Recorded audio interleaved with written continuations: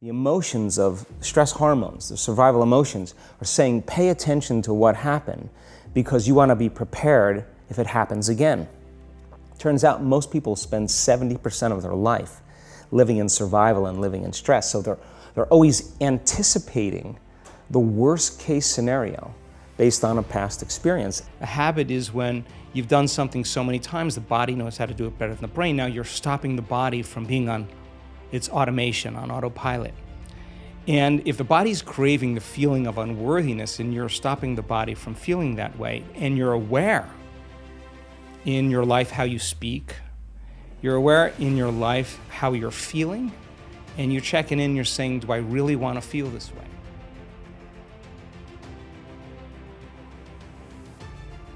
The stronger the emotional reaction you have to some experience in your life, the higher the emotional quotient, the more you pay attention to the cause. And the moment the brain puts all of its attention on the cause, it takes a snapshot, and that's called a memory.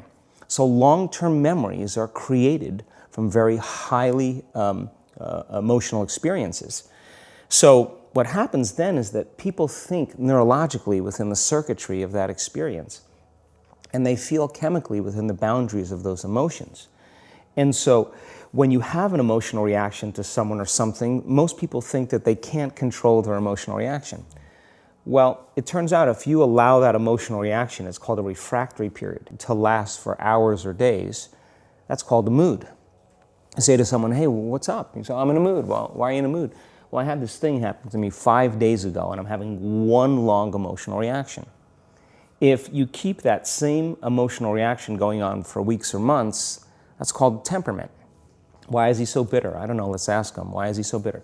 Why are you bitter? Well, I had this thing happen to me 9 months ago. And if you keep that same emotional reaction going on for years on end, that's called a personality trait. And so learning how to shorten your refractory period of emotional reactions is really where the work starts. So then people, when they have an event, what they do is they keep recalling the event because the emotions of stress hormones, the survival emotions, are saying pay attention to what happened because you want to be prepared if it happens again. Turns out most people spend 70% of their life living in survival and living in stress, so they're always anticipating the worst case scenario based on a past experience, and they're literally, out of the infinite potentials in the quantum field, they're selecting the worst possible outcome, and they're beginning to emotionally embrace it with fear, and they're conditioning their body into a state of fear. Do that enough times, body has a panic attack without you. You can't even predict it because it's programmed subconsciously. So then you say to the person, why are you this way? And they'll say, I am this way because of this event that happened to me 15 or 20 years ago. And what that means from a biological standpoint is that they haven't been able to change since that event.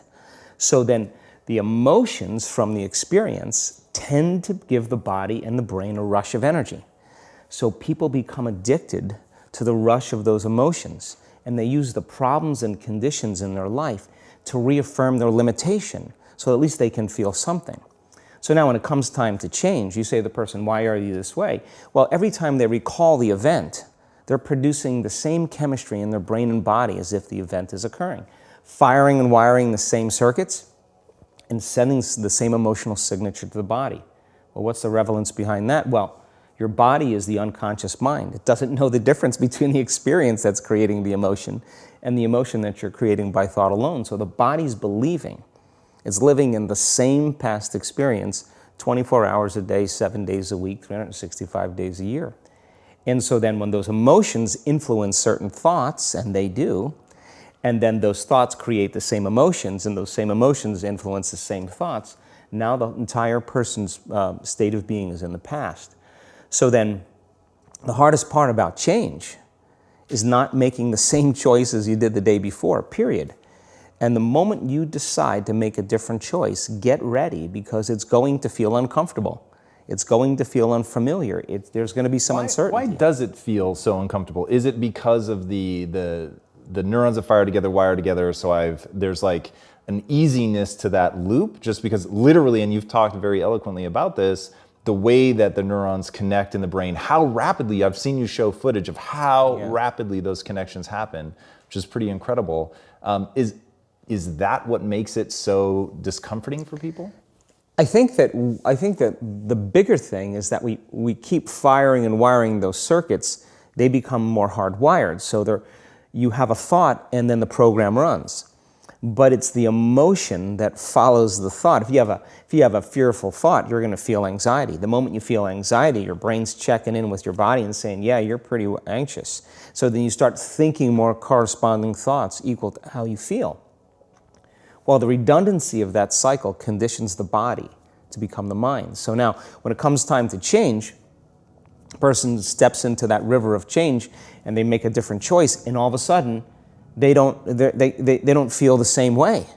So the body says, well, you've been doing this for 35 years. You're going to just stop suffering and stop feeling guilty and stop feeling shameful, and you're not going to complain or blame or make excuses or feel sorry for yourself. Well, the body's in the unknown. So the body says, I want to return back to familiar territory. So the body starts influencing the mind, and it says, start tomorrow. You're too much like your mother. You'll never change. This isn't going to work for you. This doesn't feel right. And so if you respond to that thought as if it's true, that same thought will lead to the same choice, which will lead to the same behavior, which will create the same experience, which will produce the same emotion. I think that when people truly want to make up their mind to change, and they become so conscious of those unconscious thoughts, they would never go unconscious to them again. That's the moment the body is being reconditioned to a new mind. If you inhibit that choice, that leads to that habit or that behavior. A habit is when you've done something so many times, the body knows how to do it better than the brain. Now you're stopping the body from being on its automation, on autopilot. And if the body's craving the feeling of unworthiness and you're stopping the body from feeling that way, and you're aware in your life how you speak, you're aware in your life how you're feeling, and you're checking in, you're saying, do I really want to feel this way? This is that river of change where you're going from the old self to the new self. So it makes sense then. If those principles in biology work in that way, they could actually work in our favor. So if you said, okay, I'm going to sit down for a few minutes, I'm going to become so conscious of my unconscious self, my unconscious personality, that victory today would not be going unconscious to those thoughts, behaviors, and emotions. Okay, let me get so familiar with them that I don't go unconscious. Okay, I got that down. Now, what thoughts do I want to fire and wire in my brain? And if a belief is a thought that you keep thinking over and over again, with intention and with attention, you'll switch on that prefrontal cortex and assign meaning to the act and start installing new circuits in your brain. If you keep doing it over and over again, it becomes more hardwired, it becomes more automatic, and now you're installing a new belief that you are worthy of love, you are worthy of abundance, you are worthy to heal, whatever that is. That's the thought you do want to believe in. And when it matters the most is when it's the hardest. Because if you don't have the circuitry in place, you'll default back to the old programs, right? So then, if you said, how am I going to be in my Zoom calls today? How am I going to be in traffic today? How am I going to be with my ex, my coworkers? And you started thinking about and rehearsing how you were going to act in certain situations. The brain actually doesn't know the difference between the real life experience and what you're imagining. The research on mental rehearsal shows that the brain will look like in time that it's already had the experience and it's vacant of the experience. Now, keep firing and wiring those circuits and you're going to begin to behave that way. So now you're installing circuitry now to use in your life to get your behaviors to match your intentions. If you said, how would it feel to feel worthy of love? How would it feel to be grateful for life? How would it feel to be worthy of abundance? And you said, I'm going to teach my body emotionally what this feels like before the manifestation of the event. You're not waiting for your life to change to feel worthy. You're actually changing your life by becoming worthy. You're generating abundance. You're generating love. You're creating an elevated emotion. Now, our data is so compelling because when you truly begin to elevate your emotional state and you could really lock in, to those elevated emotions, Your body is so objective that it actually believes that it's living in a whole new environment before the environment changes. In other words, the body's believing it's in that new future. And if the environment signals the gene, and it does, and the end product of an experience in the environment is an emotion, you're actually signaling genes ahead of the environment, and your body will begin to become conditioned to a new mind. Now think about this. If you did that every day, the word meditation literally means become familiar with.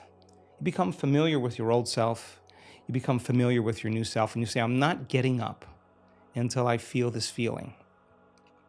And then you'd say, I want to be able to bring this feeling up whenever I want. I'm going to keep remembering this feeling over and over again. It only takes a thought and a feeling, an image of the future and emotion, a stimulus and response, that you can condition your body to believe it's living in a whole new life. And when you feel the emotions of your future, something amazing happens.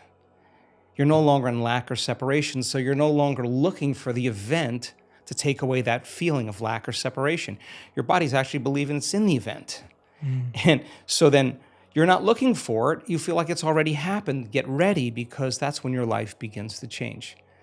And so we've discovered that if you're actually practicing this and you immersed yourself in that experience fully for 7 days, the amount of metabolic and biological changes that will take place in your body will be so significant that your body will actually believe it's living in that future. And yet, most of the people that come to our workshops are literally in a ballroom. There's nothing really exciting happening in the environment, but their body's believing they're living in a whole new life. And so one thought leads to a choice, which leads to a behavior, which creates an experience that produces an emotion. So then new information, new knowledge begins to cause you to think differently. If you can remember that knowledge and begin to make a different choice because you want to experience the truth of that information, you'll have to behave differently. And when the experience occurs and you feel the feeling of your abundance or wealth, I guarantee you, you're going to continue wanting to make the process of change something consistent in your life.